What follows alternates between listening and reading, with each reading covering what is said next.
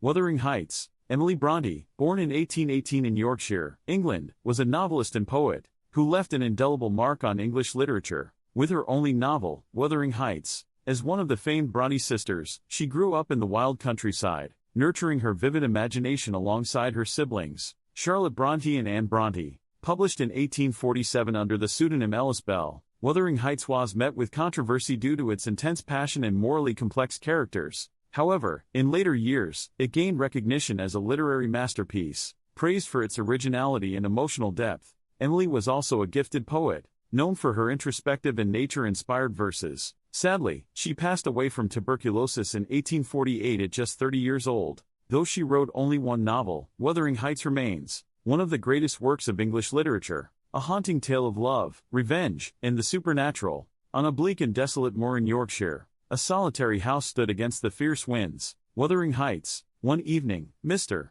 Lockwood, the new tenant of Thrushcross Grange, arrived at the eerie estate to meet its owner, Heathcliff. Heathcliff's demeanor was cold and unwelcoming. The house was gloomy and lifeless, and even the servants were hostile. But strangest of all, that night, Lockwood was awakened by a ghostly presence at his window. A thin, sorrowful voice cried, "Catherine, let me in." Terrified, Lockwood recoiled, and Heathcliff, upon hearing the name, turned pale and let out a heart-wrenching cry. The next morning, Lockwood returned to Thrushcross Grange, where Nellie Dean, the housekeeper, began telling him the tragic tale of love, obsession, and vengeance that haunted Wuthering Heights. Many years ago, Wuthering Heights belonged to the Earnshaw family. One day, the master of the house, Mr. Earnshaw, brought home a dark-skinned, ragged orphan boy he had found abandoned on the streets. His name was Heathcliff. Heathcliff grew up alongside Mr. Earnshaw's children, his son Hindley and his daughter Catherine. While Hindley resented him, Catherine adored Heathcliff.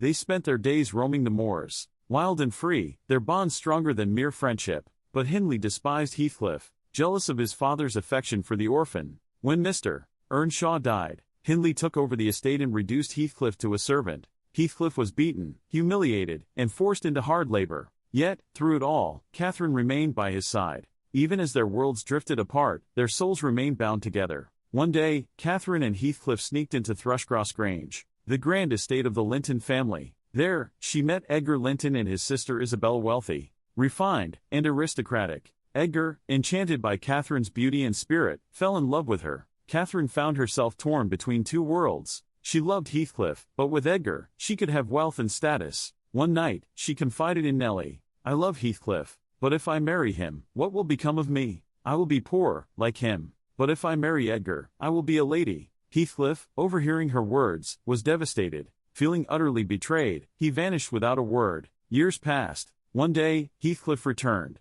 but he was no longer a poor servant boy. He had become wealthy, powerful, and unrecognizable. However, beneath his sophisticated exterior, he burned with rage and vengeance. His first act of revenge was against Hindley. Through gambling and manipulation, Heathcliff drove Hindley into ruin and despair, leaving him to die a broken man. Hindley's son, Hareton, was left behind, but Heathcliff raised him as an ignorant servant, just as Hindley had once done to him. His second act of revenge was against the Lintons. He seduced Edgar's sister, Isabella, and married her out of spite. But he did not love her. Their marriage was miserable, and she eventually fled, giving birth to his sickly son, Linton Heathcliff. Meanwhile, Catherine's health declined. Though she was married to Edgar, she never stopped loving Heathcliff. As she lay dying, Heathcliff came to her. Their reunion was passionate and heartbreaking. "Why did you leave me?"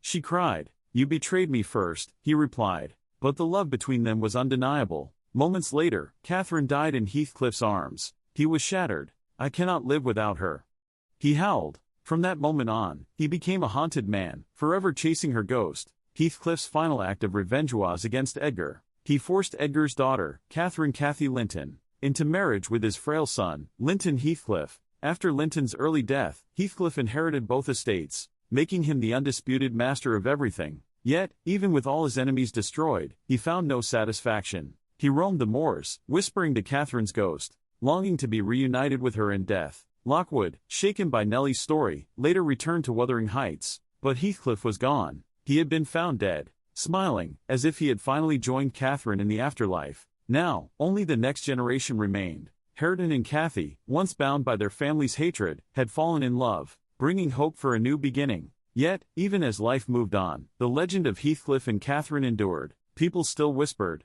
on stormy nights, you can see them walking together on the moors. Catherine and Heathcliff, finally reunited. And so, on Wuthering Heights, their love wild, passionate, and destructive, lived on forever.